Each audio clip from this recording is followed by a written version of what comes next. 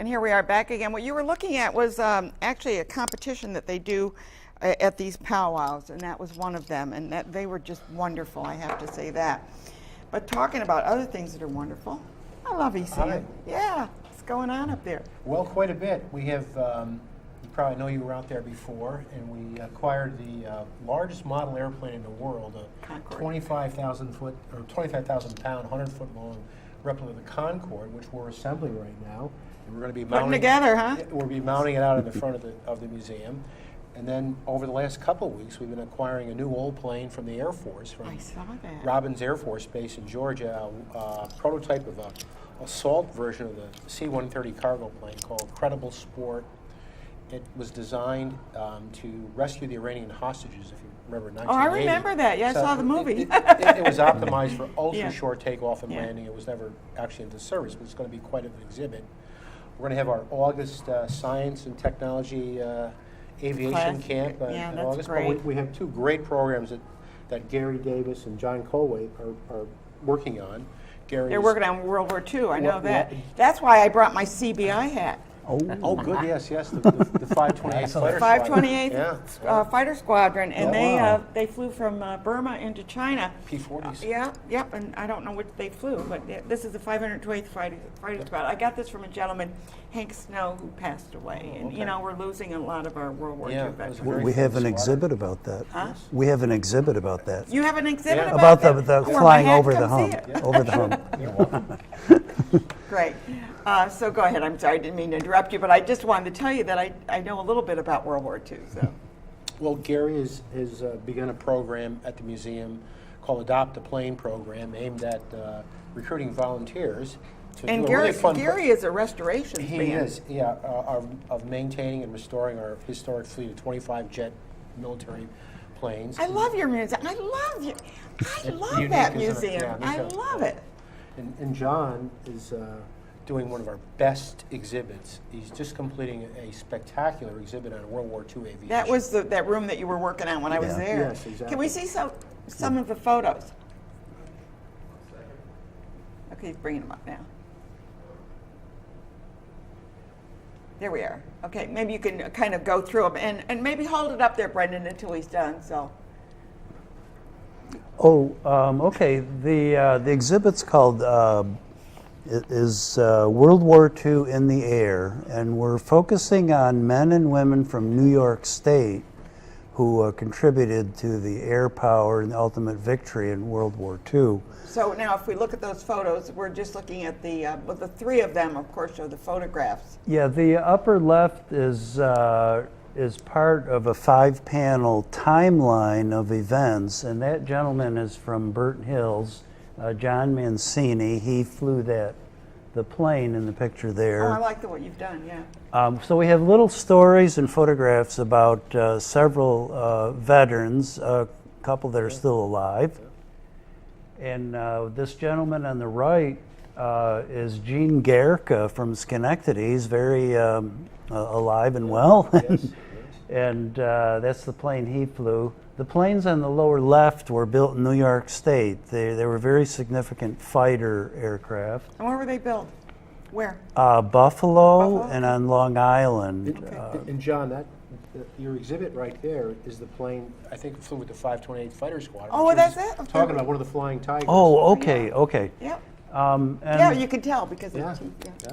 yeah, the lady in that photograph is Virginia Sweet. She was a WASP, Women of the Air Corps service pilots. I've heard of her, yeah. And they transported planes from the factories to the bases.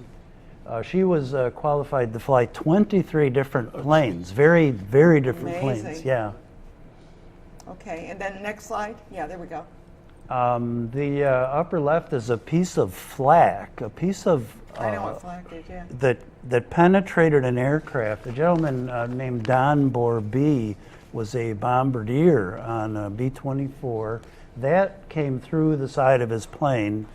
He even had one piece embedded in the seat that he was sitting on while he Better was. it was in the seat than his seat. Very good. On the upper left is a oxygen cylinder. That's from a wreck of a plane that hit a mountain in Vermont, the Camel's Hump Mountain, and a New York State vet was on that flight, Richard Denton, and he got killed on that flight.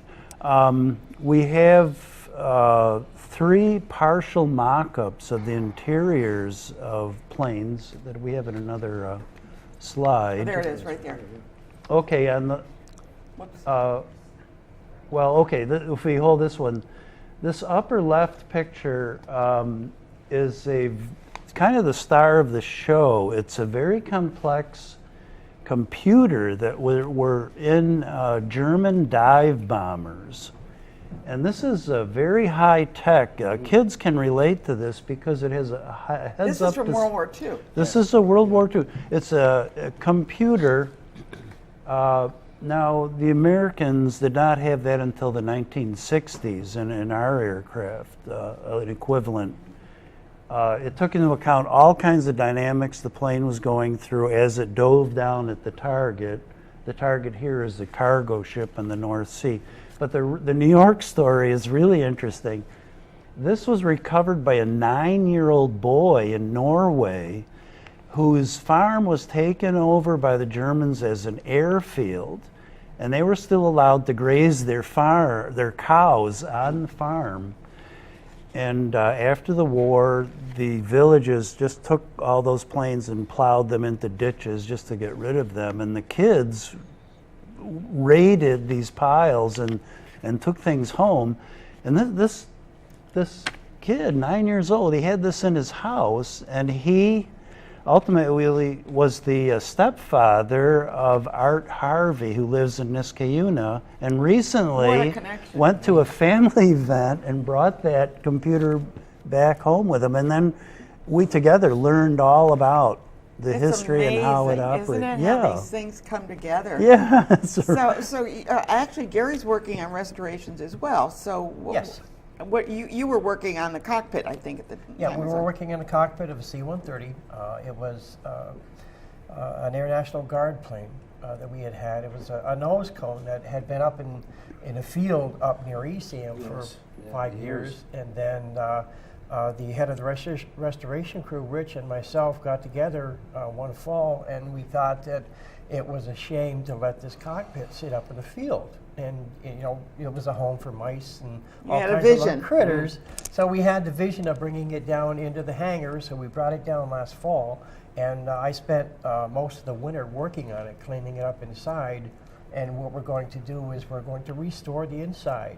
We're going to make it a simulated reality vehicle so that people will be able to sit inside, watch a projection screen of an actual C-130 flying. It's going to be amazing. It's going to be We're almost out of time. I something. don't know where the time goes, but anyway, one thing I do want to mention is these guys are volunteers. Right? Yes, we're all volunteers. You're a volunteer too? Yes, I am. Yeah. So, we talk about reach and all that. I mean, these are men that are putting their feet to the ground. They're doing a spectacular job. I know, and we wouldn't have a museum if it hadn't been for the volunteers. Yes. And you're always looking for more volunteers. If you're someone who's interested in the whole air industry and what's going on, please call this gentleman here. He's gonna come right up and help you. Yeah, great.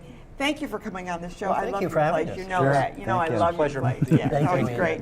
We're going to take a quick break, and we're going to be talking about Cyrano at Confetti Stage. We go from one thing to the next. And anyway, just hang in there. We're going to take a look at the powwow, and when we come back, we're going to be talking about that. Stay tuned.